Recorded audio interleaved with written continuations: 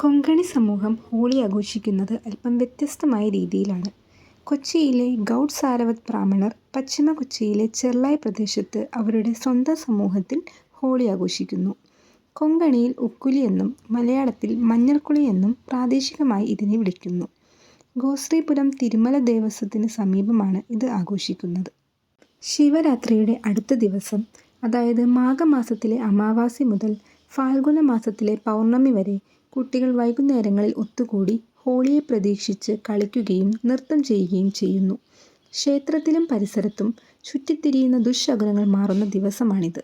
ശിവരാത്രിക്ക് ശേഷം മാഘ അമാവാസി ദിനത്തിൽ തുണിയും വൈക്കോലും കൊണ്ട് നിർമ്മിച്ച ഒരു കൃത്രിമ മനുഷ്യരൂപം ക്ഷേത്ര അധികാരികൾ ചില കലാകാരന്മാരുടെ സഹായത്തോടെ നിർമ്മിക്കുന്നു.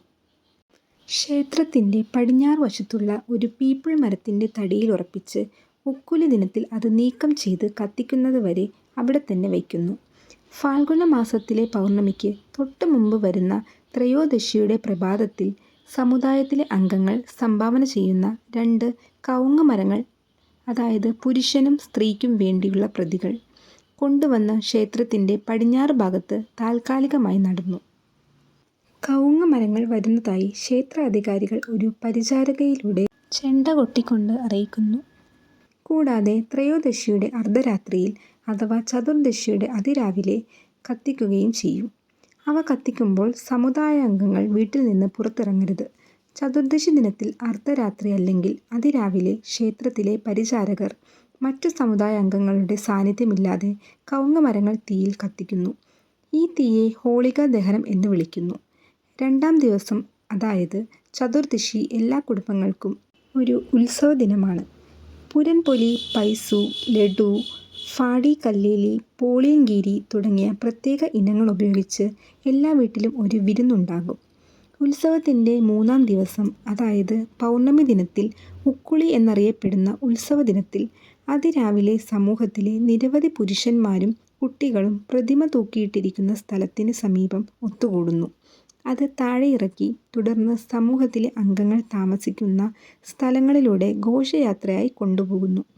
പ്രതിമയെ ചുറ്റി നടക്കുമ്പോൾ ഒരു മരക്കമ്പ് കൊണ്ട് അടിക്കുന്നു. അവർ ഉച്ചത്തിൽ ചില പാട്ടുകൾ പാടുന്നു. ഈ ഘോഷയാത്രയ്ക്കിടെ ക്ഷേത്രത്തിലെ പരിചാരകർ ഓരോ വീട്ടിൽ നിന്നും ഒരു ചെറിയ അളവിൽ അരിയും മഞ്ഞളും ശേഖരിക്കുന്നു. ആ രാത്രിയിൽ ഭൂതബലിക്ക് അത് ഉപയോഗിക്കും. ഘോഷയാത്രയിലെ പുരുഷന്മാരും കുട്ടികളും ഈ അവസരത്തിൽ വ്യത്യസ്ത വർണ്ണാഭമായ വസ്ത്രങ്ങൾ ധരിക്കുന്നു. ഉച്ചയ്ക്ക് തൊട്ടു പിന്നാലെ ക്ഷേത്രത്തിൻ്റെ വടക്കു പടിഞ്ഞാറൻ ഭാഗത്ത് ഘോഷയാത്ര അവസാനിക്കുകയും രാക്ഷസന്റെ മരണം വിളിച്ചു പറഞ്ഞുകൊണ്ട് പ്രതിമ കത്തിക്കുകയും ചെയ്യുന്നു. ഈ ഉത്സവ സന്ദർഭം പൊതുവെ കാമദഹനം എന്നറിയപ്പെടുന്നു. ഇതിനുശേഷം എല്ലാ അംഗങ്ങളും ക്ഷേത്ര പരിസരത്തിന് പുറത്ത് ഒത്തുകൂടി ക്ഷേത്രപൂജാരിയിൽ നിന്നും തീർത്ഥം സ്വീകരിക്കുകയും മഞ്ഞൾ ചേർത്ത് കുഴിക്കുകയും ചെയ്യുന്നു. തുടർന്ന് പ്രധാനമായും പുരുഷന്മാരും കുട്ടികളുമടങ്ങുന്ന സമുദായാംഗങ്ങൾ സമൂഹത്തിലെ അംഗങ്ങൾ താമസിക്കുന്ന തെരുവുകളിലൂടെ ക്ഷേത്രത്തിൻ്റെ പരിക്രമണം നടത്തുമ്പോൾ അവർ ബലമായി, എന്നാൽ കളിയായി, ഓരോ വീടിനും പുറത്ത് വലിയ പാത്രങ്ങൾ സൂക്ഷിച്ചിരിക്കുന്ന മഞ്ഞൾ അല്ലെങ്കിൽ മറ്റു നിറങ്ങൾ കലർത്തിയ വെള്ളം പരസ്പരം ഒഴിക്കുന്നു.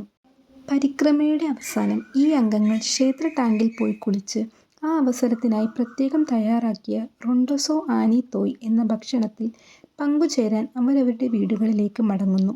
അതേ ദിവസം രാത്രിയിൽ വിവിധ വീടുകളിൽ നിന്ന് രാവിലെ ലഭിക്കുന്ന അരിയും മഞ്ഞൾപ്പൊടിയും ഉപയോഗിച്ച് ക്ഷേത്രം ബലിഭക്ഷണം തയ്യാറാക്കുന്നു.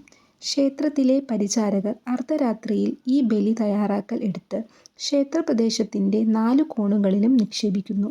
ഈ 4 കോണുകളും സംകർഷണ കല്ലുകൾ എന്നറിയപ്പെടുന്നു. അവ സാധാരണയായി സമൂഹം താമസിക്കുന്ന പ്രദേശത്തെ ഉൾക്കൊള്ളുന്നു. ഈ പ്രദേശങ്ങളിൽ ചുറ്റിത്തിരിയുന്ന ആത്മാക്കളെ ഉദ്ദേശിച്ചുള്ളതാണ് ബലി. അവർ ഈ ബലിയിൽ സംതൃപ്തരാകുമെന്നും സമൂഹത്തിലെ അംഗങ്ങൾക്ക് ഒരു ദോഷവും വരുത്തുന്നില്ലെന്ന് ഉറപ്പാക്കുമെന്നും പ്രതീക്ഷിക്കുന്നു. ബലി അതാത് സ്ഥലങ്ങളിൽ സ്ഥാപിച്ചു കഴിഞ്ഞാൽ രാത്രിയിൽ കടക്കരുതെന്ന് സമൂഹത്തിലെ അംഗങ്ങളെ മുൻകൂട്ടി അറിയിക്കാറുണ്ട്. ഹോളി ആഘോഷം ഈ പ്രവർത്തനത്തോടെ അവസാനിക്കുന്നു. കൊച്ചിയിലെ ഗൗഡ് സാരവത് ബ്രാഹ്മണർ GSB പശ്ചിമ കൊച്ചിയിലെ ചെർളായി പ്രദേശത്ത് അവരുടെ സ്വന്തം സമൂഹത്തിൽ ഹോളി ആഘോഷിക്കുന്നു. കൊങ്കണിയിൽ ഉക്കുലി എന്നും മലയാളത്തിൽ മഞ്ഞൾക്കുളി എന്നും പ്രാദേശികമായി ഇതിനെ വിളിക്കുന്നു. കോശ്രീപുരം തിരുമല ദേവസ്വത്തിന് സമീപമാണ് ഇത് ആഘോഷിക്കുന്നത്.